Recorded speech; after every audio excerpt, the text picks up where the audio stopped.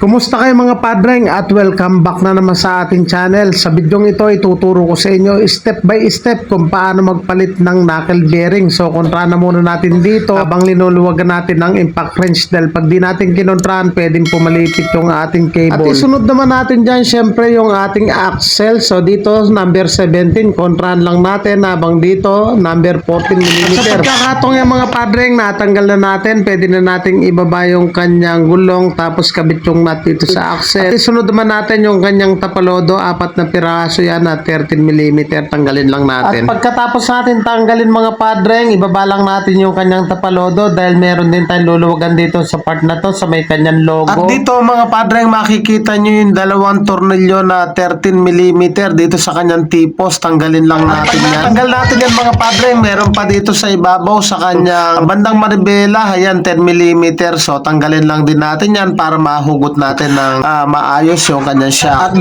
piraso po yung mga padreng magkabilaan. At pag natanggal natin yan mga padreng, gumagamit lang ako ng maywagang tali. Tinatali ko lamang dito sa kanyang manibela tapos ibibitin ko. Ang purpose nito, pag tinanggal kasi natin yan, hindi lalaylay yung headlight, yung manibela, yung wiring, hindi mababatak so walang maglulus connection. So panoorin nyo, tatalian natin yan tapos ibibitin ko. At sa pagkakataong yan, pwede na natin tanggalin yung kanyang shock. So pag matigas po yan, ginagawa ko lang flat screw. So sinisingitan ko lang dito para lumuwag at madali nating matanggal. At pag matigas pa rin mga padreng, ang ginagawa ko lang, kumukuha lang ako ng number 17mm na socket tapos ilalagay natin doon sa ibabaw ng shock. Sabay natin pupukpukin. So parang ganito, ipasok lang natin tsaka natin pukpukin para hindi masira yung mismong nut niya sa ibabaw ng shock. So sigurado lalabas na po yan. At ganun lang yung gagawin natin mga padreng, magkabilaan po yan. Pupukpukin lang natin yan para hindi tayo mahirapan. So para matanggal na natin ng diretso yung shock. So ganun din sa kabila ang gagawin natin. So yan ang purpose ng tali mga padreng, nakabitin siya. Hindi lalaylay o hindi babagsak kasi pag walang tali yan nakalaylay, nakabagsak at pwede mag-loose yung mga wiring connection. So ayan, tanggalin na natin yung kanya tipos.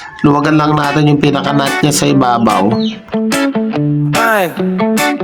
Oh, oh, oh, oh. Bukya lang, ya.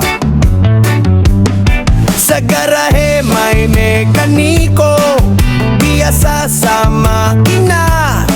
Kapag motor ay nasira, siya ang takbuhan nila. Kahit anong problema, kayang solusyonan. Kay Padreng Eli, mga tropa, siguradong maaasahan.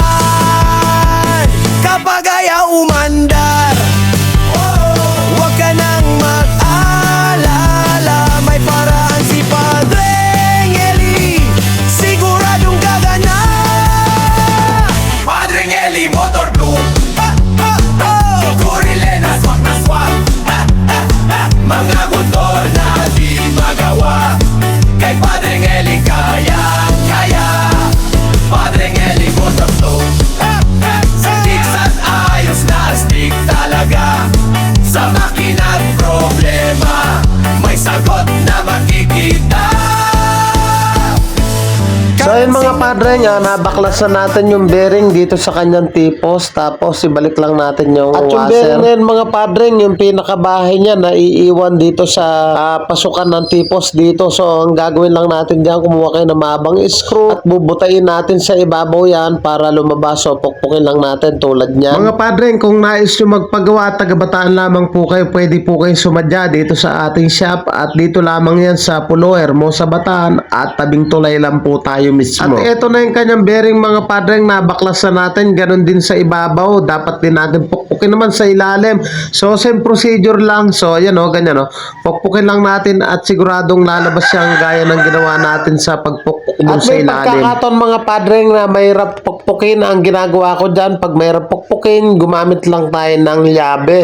At tulad yan mga padreng, medyo nahirapan ako kaya gumamit ako ng llabe. Sisikwatin nyo lang yan tsaka nyo pupukpukin. So mas madali yan kung hindi magawa dun sa screw. Siyempre napaka-importante mga padreng na dapat may tiyaga tayo. So hindi tayo dapat madaling mainis.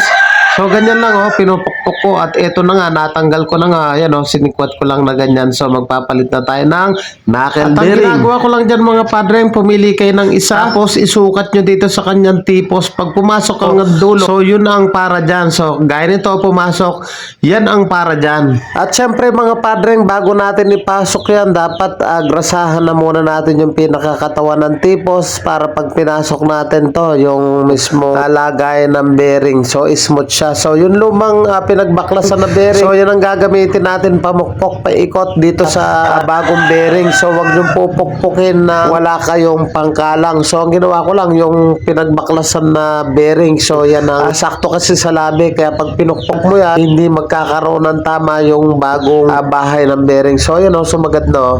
So ganun lang kasimple. So yung mga padre, okay na to at naka-fit na maigi. Ang isusunod naman natin dyan, ito yung kabiyak nung bearing natin. So ipasok lang natin dito. Yan yung pinukpok natin kanina sa taas. So ipukpok lang natin ng dahan-dahan. Dapat diretso po yan. At pag naisagad na natin yan, so ayan o, ilapat nyo lang ng ganyan.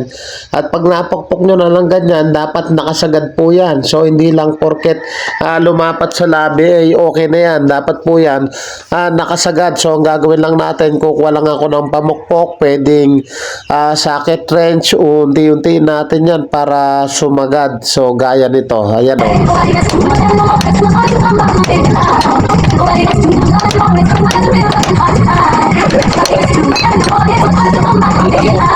So yung mga padre, nabalik na natin yung kabiyak ng bearing dito sa ilalim. So ito yung kanyang pinaka bearing, grasahan lang natin yan at ilalagay natin yan dun sa tipos. At syempre mga padre, may kabiyak din na bearing yung sa pang ibabaw. So grasahan lang natin, pukpukin din natin gaya ng ginawa natin sa ilalim. Lagi nyong huwag kakalimutan mga padre, yung pinaka mga bulitas o yung bearing, lagi dapat po yan may grasa once na binalik natin. So yan, pag nakabit na natin yan mga padre, pwede na natin ikasa yung tipos na nakakabit yung kanyang bearing dun sa ilalim.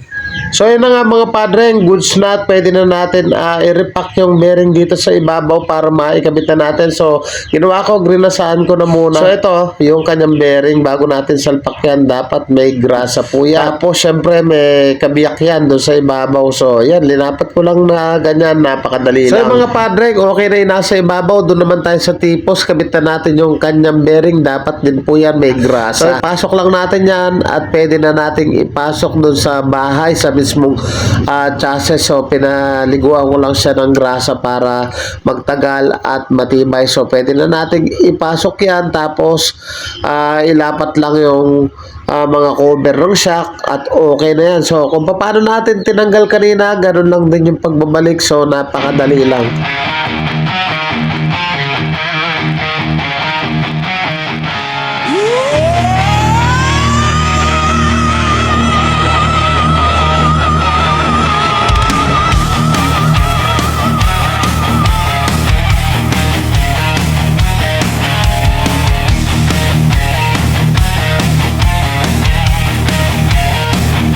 Sa Pulong Hermosa, Bataan makikita.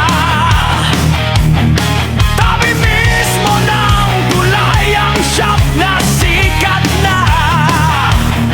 Kung motor ba ay sira at hirap ng umandar, kay Padre Eli ka na, siguradong ayusin.